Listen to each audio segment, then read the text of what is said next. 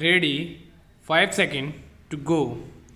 Mr. Vice Chairman, Sir, I would like to speak on this bill in the interest of the rapid economic growth in the country. If the nation grows from strength of strength economically leading to eradication of the degrading and disheartening poverty of the people of India, the workers of this nation would also benefit and they would also go above the poverty line. Pehra.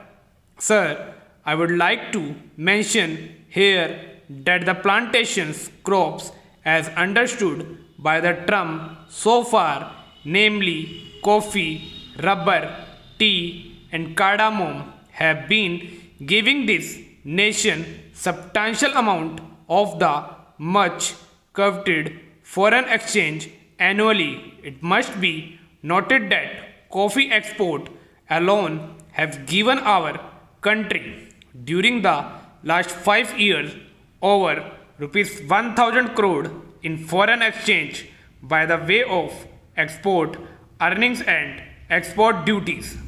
I must also bring to the attention of this house that the famed tea industry in India today has become a sick industry affecting lakhs of workers and the tea planters. Pehra.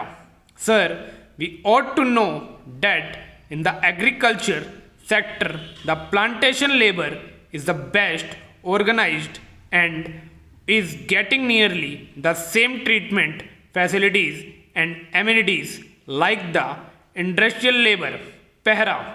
Sir, coming from a plantation district of Karnataka, I seriously agree that the welfare measures provided in the Act must be faithfully implemented and strictly enforced.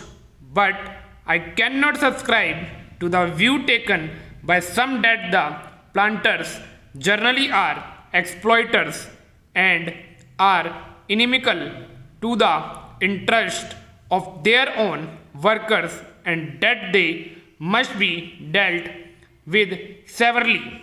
Sir, most of the planters of today are educated and they know that contented labor is conducive to productivity and peace in the states and therefore would like to provide all the welfare measures and amenities to the workers. Pehra.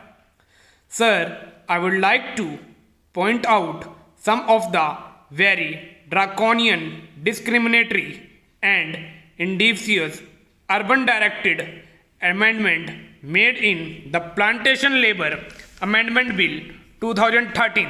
Sir, the Plantation Labor Act is sought to be applied now even to holdings of 5 hectares and above employing 15 persons and more. Originally in the bill brought before the joint committee, it was sought to be applied to holdings to 6.5 hectares and above. It would be realistic to make an amendment to the present bill to raise the size of holdings from 5 hectares to 6.5 hectares. Pehra.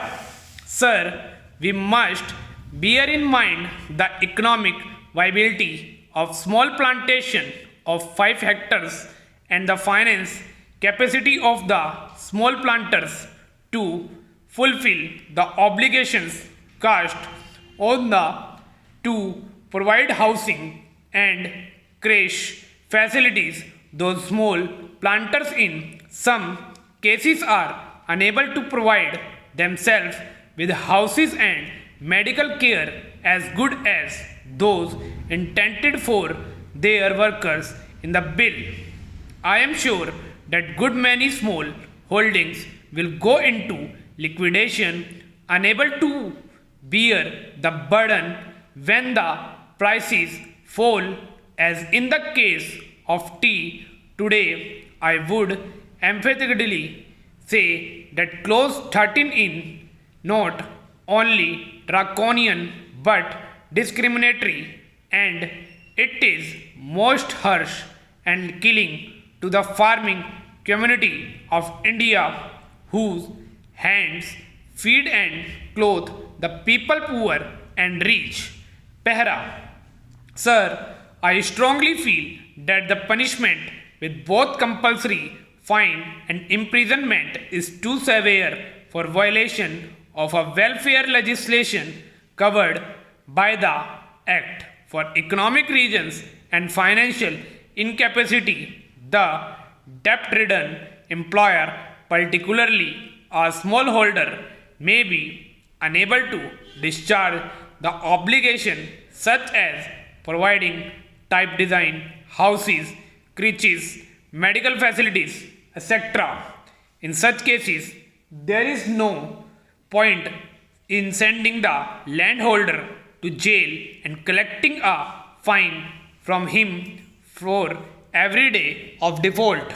Para, the relevant provisions in the bill are made more stringent than the Factories Act, under which is the case of a further offence, the court is given the discretion of punish the defaulting employer, but in the proposed amendment the word used in shall instead of may, which makes it mandatory on the court to impose imprisonment as well as fine.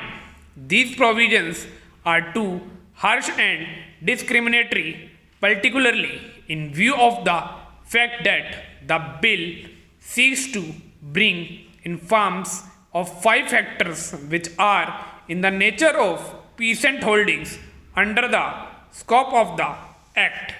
Pehra.